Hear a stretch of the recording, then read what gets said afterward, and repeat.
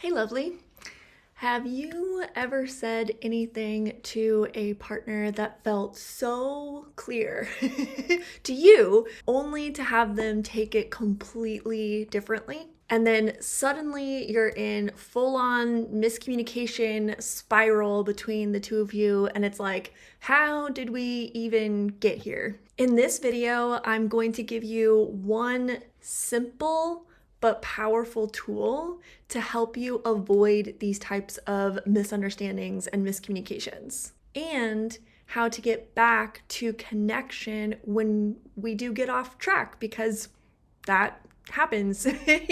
Even with the best tools, we can get off track. So this tool is really going to help you get back on track. And the best part about this tool actually is that not only are you going to have this tool for misunderstandings and miscommunications, but this tool is actually going to help you build better trust and connection. And also, it's going to start getting everyone on the same page and perhaps even start to create your own language between you. Before we get into that, let me introduce myself. My name is Elizabeth Cunningham. I am a relationship artist. I help people move from skills to confidence to artistry to mastery in all types of relationships. I specialize in queer and polyamorous relationships. If you are into authentic connection, if you are into self-expression, if you are here for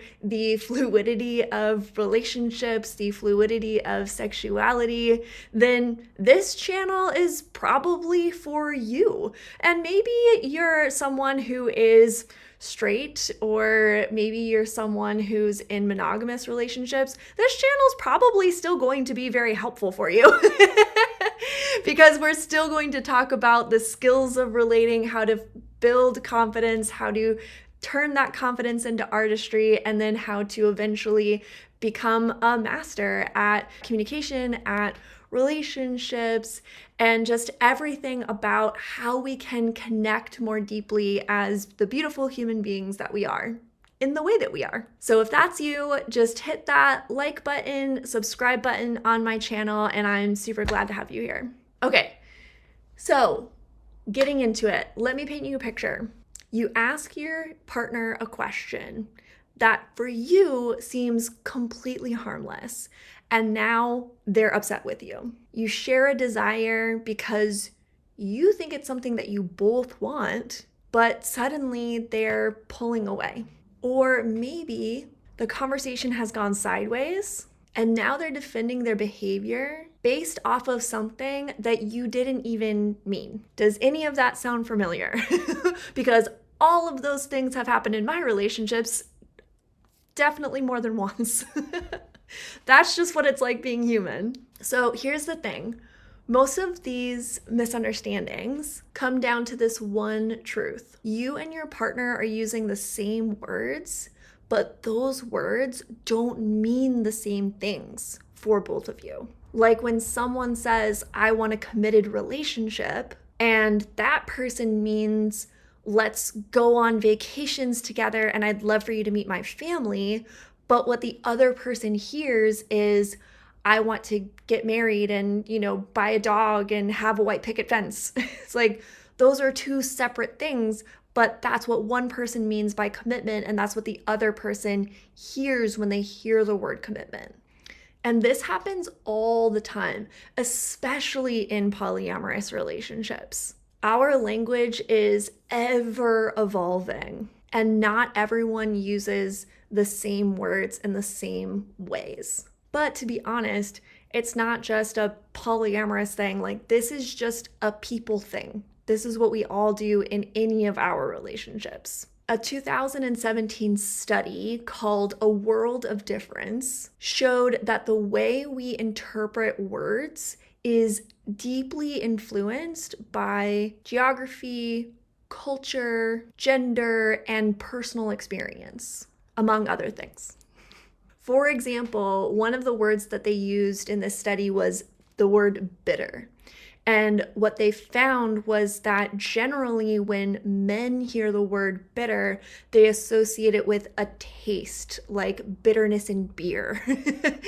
And when women hear the word bitter, generally women associate that word with a feeling like resentment or being cynical. So what we can gather from this is that when you're talking to someone, they're hearing your words from their filter based on where they grew up, how they've been treated, what they've experienced, and who they are. It's not personal. And that's the best part about this. It's not personal to you. It doesn't mean that they don't love you or they're not even trying to understand you. It just means we literally speak different languages sometimes, even though we're using the same language. So, getting to the actual tool of this, the actual actionable tool that I want you to start using.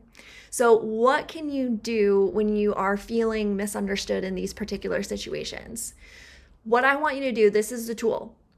Slow down, get curious, and get specific. So instead of assuming they understand or understood what you meant, you need to check in. Here's what it can sound like. Hey, I think we might be on the same page. When I said I wanted us to be more intimate, what I meant was having deeper conversations, more consistent date nights, and more quality time. But it kind of sounds like what you heard was more spicy time, which I am all for. But that's not all that I meant by that. Is that what you heard?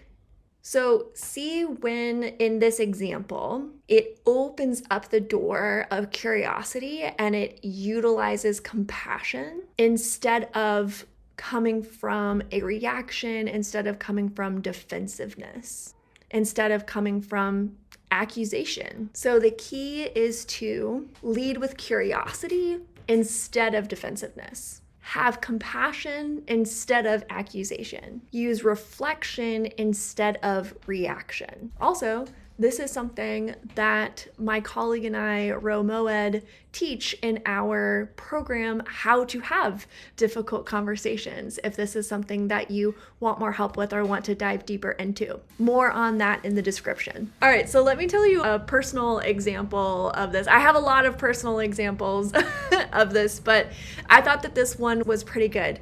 So, like I said, one of the groups of people that I help in their relationships are polyamorous people, and I was having a conversation with a friend of mine who's also polyamorous. We were talking about having understandings and agreements in our relationships, which if you're in the polyamorous community, that's a large part of conversations, like having agreements in our relationships.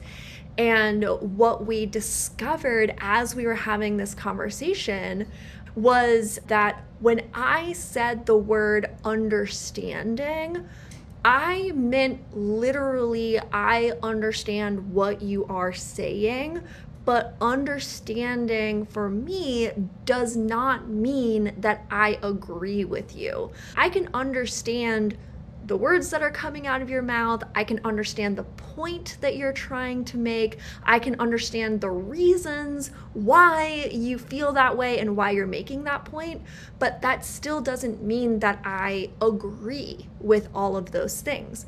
So for me, an understanding is not an agreement in this context. And he had been using those words interchangeably, like understanding and agreement. And we were laughing together about this because I was just like, man, if we were actually in a relationship together, like this would be really good to know. Because when I say like, oh, I understand you, or we have an understanding, I don't mean I agree with you. I mean, I understand what you're saying.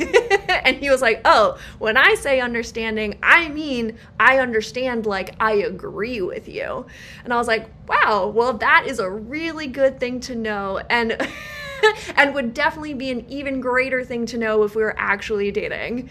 So that is just one example of how we can be saying the same words and almost meaning the same things, But even that slight difference is going to cause a rift in our relationship. Say that my friend and I had been dating and I am saying things like, oh, well, I understand you, or this I understand, or whatever. And if he was like, oh, great. And then he would interpret that as I agree with him, which then would cause breakdowns later because I would be saying understanding even if I didn't agree with him, right? So really important to like just slow down. Again, the tool is slow down, get curious, and get specific. I said this, what I meant was this. Is that what you heard? Or you said this, what I thought you meant was this. Is that what you meant? So slow down, get curious, get specific. Okay. And the pro tip that I'm going to leave you with is that you can do this with words and phrases before you even get into conflict, which would be the ultimate goal. But conflicts are going to happen, so this is a really, really good tool to use. All right, so if you found this helpful and want to go deeper, I would love to offer you a free gift from the How to Have Difficult Conversations program that Ro and I run. So if you scroll down, you can click on your free module, and it's called Foundations, Audit Your Relationships. And what is included in this module is setting your relationships up for success, establishing trust in your relationships or reestablishing trust, as whatever the case may be, how to master nonverbal communication in relationships, because that's also very important, prioritizing your safety in relationships and your safety in conversations, and understanding that conflict is inevitable. Like, it's just going to happen. So how can we make sure that we are creating an environment that is set up for healthy conflict, because it is a when, not an if. So you can click on the link in the description and get your module for free. All right, so let me know in the comments if this was helpful for you. What part of this video really hit home for you? Or better yet, what word do you think is misunderstood the most in your relationships? I'm growing this YouTube channel, and I'd love to keep creating content that supports you. So you can also let me know what would support you in the comments as well. Thanks for being here. Thanks for being brave. And thanks for being someone who wants to love better. All right, we'll see you in the next video.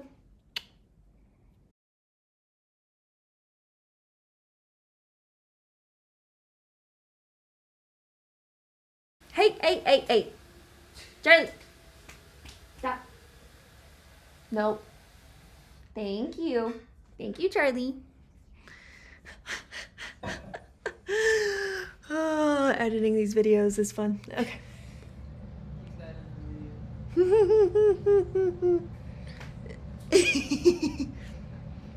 Charlie, I love you.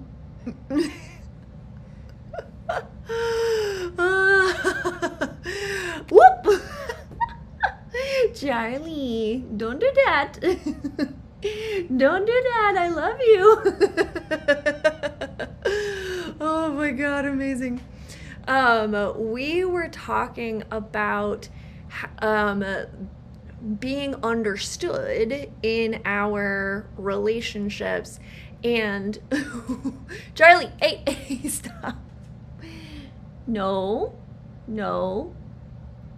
You're being so mischievous. You're being so mischievous right now.